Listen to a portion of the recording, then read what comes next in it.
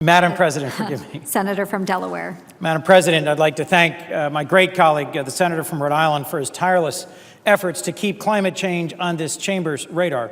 One day, I hope that we can move it from our radar to our to-do list and ultimately to the history books.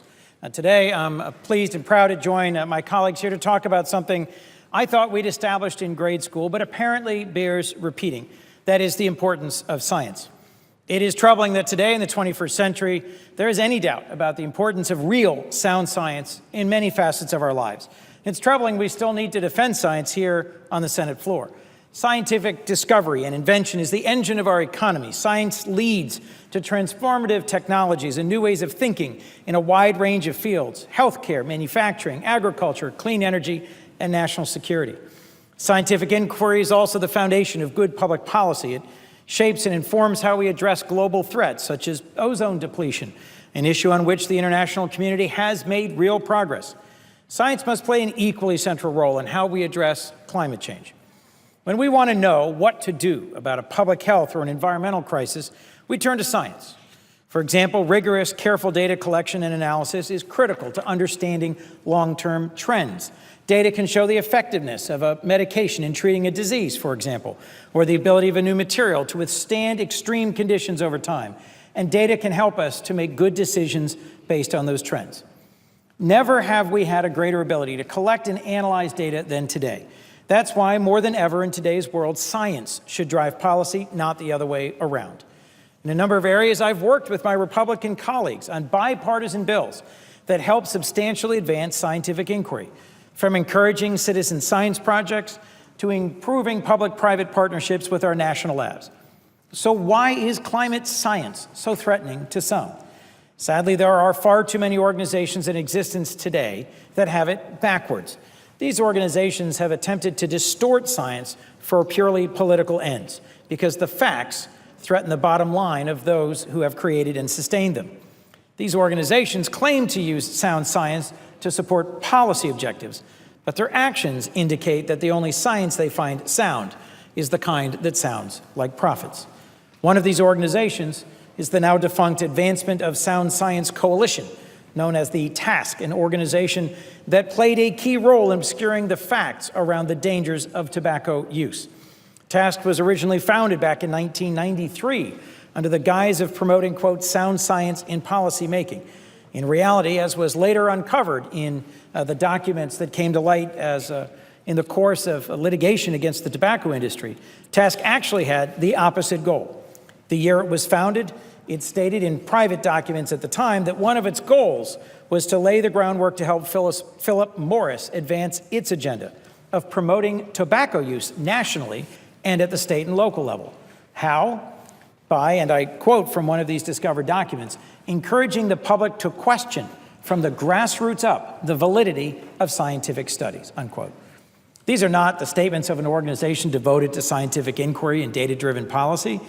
Let me be clear, the problem doesn't lie in industry hiring scientists to argue their case. That's well within the rights of industry and of any organization in our country. The problem is when groups like this one misrepresent their very motives, hide their sources of funding and industry ties, and push out misleading or even incorrect information under the guise of sound science. We all know today that smoking tobacco is harmful to our health, profoundly harmful to our health. Yet these same organizations, the ones that decades ago promoted science that hid the truth about tobacco and threatened public health for far too long, are now, in sadly too many cases, doing the same with climate change. Fortunately, today, this group I'm discussing, TASC, is now defunct. But its former executive director, Steve Malloy, is still an active climate change denier and editor of junkscience.com. In fact, Malloy was one of those who helped draft the 1998 Global Climate Science Communications Action Plan. It included the statement, quote, victory will be achieved when average citizens understand the uncertainties in climate science. Recognition of uncertainties becomes part of the conventional wisdom, unquote. Quite simply, his goal was and continues to be to persuade people using incorrect, scientifically unsound information to doubt the science about climate change, one of the greatest global challenges we face. His policy goal is to halt action on climate change, and he's using science incorrectly to achieve this political end. Frankly, this is irresponsible, and it flies in the face of the foundation of the scientific method. As someone who trained in chemistry in college, I am familiar with how scientists are trained to formulate hypotheses, carefully construct experiments to test those hypotheses, and without bias or preformed assumptions, then draw conclusions about those hypotheses, starting with the answer and only considering evidence that supports that answer. That's not science, that's politics. Madam President, the very existence of groups like TASC and others that my colleagues will speak about this evening and tomorrow make clear that we must work even harder to defend and support science throughout our society. That means providing robust funding for our national lab system. That means establishing a federal effort to coordinate research in a new subfield of chemistry that I've been excited about promoting. That means supporting the use of crowdsourcing and citizen science methods in federal agencies. That means supporting policies that will support industry-relevant training and engineering, including advanced manufacturing. All of these are efforts that I've been involved in and that enjoy bipartisan support. My colleagues know that I make an effort to promote pragmatic, bipartisan policy ideas. Science should not be a partisan issue, and neither, frankly, should climate change. Climate change is all too real for those of us who live in low-lying coastal states like my home state of Delaware, where flooding has already devastated homes and communities up and down the state. The science is clear. This severe flooding is only going to increase as temperatures continue to rise around the globe and as the sea level rises as well. Madam President, we live in an era of unprecedented scientific and technological advances.